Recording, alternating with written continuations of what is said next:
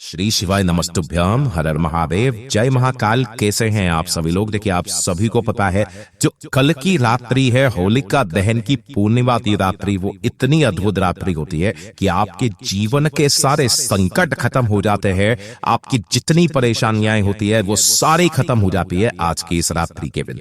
मात्र आपको एक छोटा सा उपाय करना है। घर का जो आग्नेय कोण होता है, उस कोण में आपको चुपचाप ये एक चीज ला करके रख देना है। आपके घर में पैसा ही पैसा होगा। जिस कामना से आप इस उपाय को करेंगे, आपकी कामना पूरी जरूर होगी।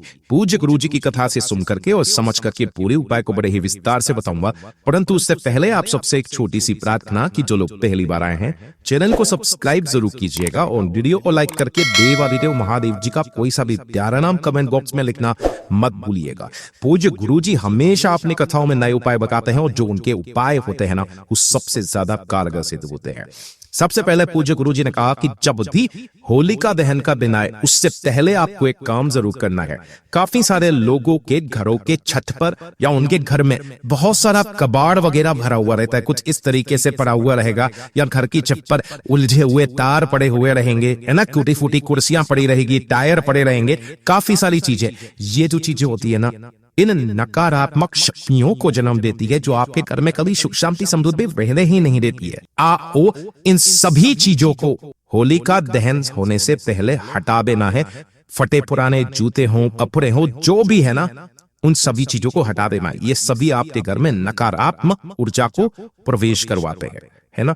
दूसरा काम जो पूज्य गुरुजी ने बताया था, ये जो होलिका दहन की अग्नि होती है ना, काफी सारे लोग इसे पवित्र मानते हैं। काफी सारे लोग ये बोलते हैं कि भैया ये बड़ी चिता है, इसका उपाय कैसे करें, इसकी राख कैसे लाए। काफी सारे जो सवाल होते हैं ना, उनके मन में हमेशा बने हुए रहते हैं, है ना।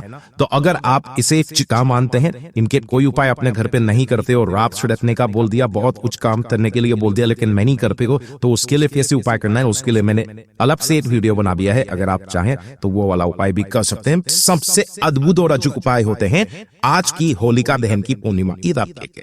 सबसे पहले पूज्य गुरु जी ने कहा कि अगर आप घर के बाहर खुश रहते हैं और घर के अंदर आते ही नेगेटिविटी छा जाती है, खुश रहने का मन में नहीं करता, बहुत सारी परेशानियां आपके घर में बनी हुई है, जिसकी वजह से घर में रहने का मन में नहीं करता, तो एक छोटा सा काम जरूर कीजिएगा कि ये जो थोड़ी सी होलिका दहन की जो राख होती है, दूसरे दिन जाकर के होलिका दहन की राख लेकर के आना और अपने घर के चारों कोनों में थोड़ी थोड़ी सी छिड़क देना। और काफी सारे लोग कहेंगे कि भैया ये वाला उपाय को नहीं कर सकते हैं। इस वाले उपाय को करने मात्र से आपके घर की जितनी नकारात्मक ऊर्जाएं होती है ना, वो सारी दूर होती है। और जो आग्नेय पूर्णता पूज्य गुरुजी ने उपाय बताया कि अगर आपके घर में धन नहीं आ रहा, सारे उपाय कर लिए, व्रत कर लिए, सब कुछ करके देख लिया, धन नहीं आ रहा है, घर में सुख शांति समृद्धि नहीं है, वैभव नहीं बढ़ रहा है, तो जहां पर भी होलिका दहन की अग्नि जल रही हो, जहां पर भी होलिका दहन की अग्नि जल रही हो आपके मोहल्ले में कहीं पर भी, वहां से एक जलता हुआ कंडा, कौन सा ये चीज ध्यान रखना, बुझा हुआ गलती से भी मत लेकर के आना।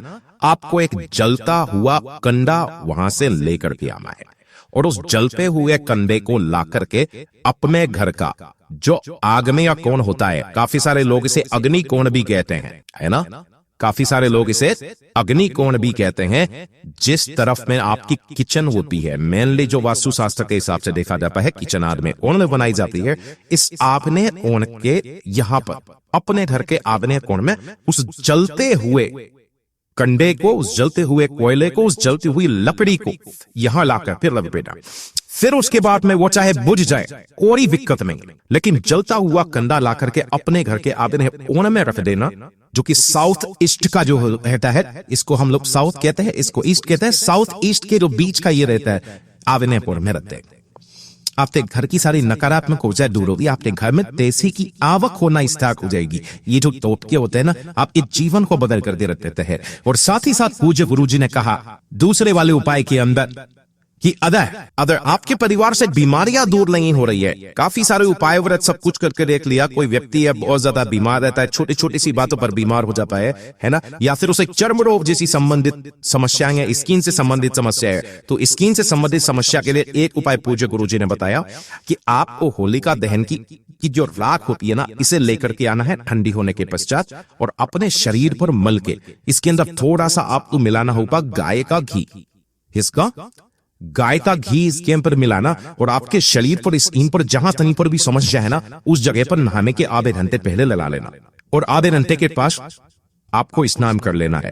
इस राख को आपको अपने घर पर 7 दिन तक रखे रहने देना है और 7 दिन तक आपको इसी तरीके से आधे घंटे पहले लगा करके स्नान कर लेना है। आपकी चर्म रोग की सारी समस्याएं खत्म हो जाती है। इतना अद्भुत और रोचक उपाय है। और अगर आपकी किसी भी तरीके की कोई बीमारी है ना, शरीर में किसी तरीके का कोई रोग है, तो एक पान का पत्ता लेना, इस पान के पत्ते के ऊपर आपको रखना होगा एक बताशा और एक लौंग का जोड़ा।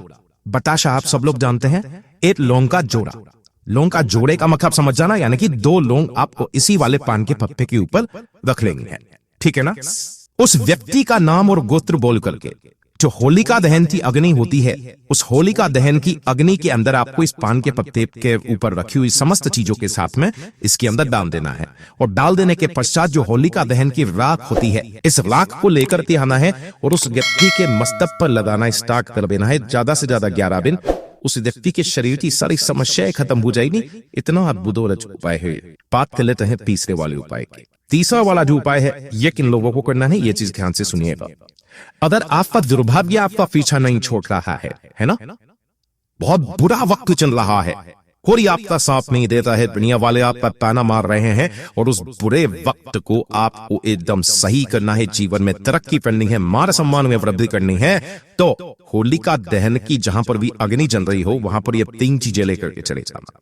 पहला, जका वाला नारियल, जो सूखा जका वाला नारियल होता है, ये लेना है। थोड़े से लेने हैं आपको काले तिल, ज्यादा में लेने, थोड़े से आपको काले तिल लेने हैं और थोड़ी सी लेनी होगी पीली सरसों। ये चीज ध्यान रखना, पीली सरसों, है ना। इन तीनों चीजों को आपको क्या करना है, किसी भी एक कपड़े के अंदर, चाहे किसी भी रंग का कपड़ा हो, इस कपड़े में बांध करके अपने सिर के ऊपर से घड़ी की सुई की विपरीत दिशा में 7 बार घुमाकर उस चलती हुई अग्नि के अंदर अपनी कामना कह करके डाल देना और इस अग्नि की 11 परिक्रमा कर लेना। उसी दिन से आपका दुर्भाग्य सौभाग्य में बदल जाएगा। इतना अद्भुत अचूक उपाय है। बात कर लेते हैं चौथे वाले उपाय की। चौथे वाले उपाय के अंदर पूज्य गुरुजी ने क्या बताया, ध्यान से सुनिएगा। अगर किसी भी व्यक्ति की शादी नहीं हो रही है ना, शादी में देरी हो रही है, कोई अच्छा वर या वधू नहीं मिल पा रहा है, या कुंडली में शादी का योग ही नहीं है, तो होलिका दहन की जो पूर्णिमा की रात्रि होती है, उस दिन उस व्यक्ति 5 हल्दी की गांठें लेनी है। कितनी? 5 हल्दी की गांठें अपने हाथ में लेना और इसे लेकर के पहुंच जाना जहां पर भी अग्नि प्रज्वलित हो रही हो, जहां पर होलिका दहन की अग्नि जल रही हो, और अपने सिर के ऊपर से यहां पर जो आपको घुमाना है 7 बार, वो घुमाओगे घड़ी की सुई की दिशा में।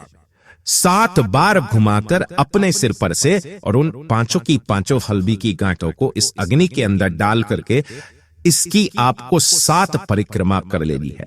कितनी परिक्रमा? 7 परिक्रमा। ज्यादा से ज्यादा 3 महीना आपकी शादी का योग निश्चित रूप से बनने लगेगा। पूज्य गुरु जी का बहुत ही अद्भुत और अचूक उपाय है, जरूर कीजिएगा। एक और चीज पूज्य गुरु जी ने बताई कि काफी सारे लोग इस भस्म को सही नहीं मानते हैं।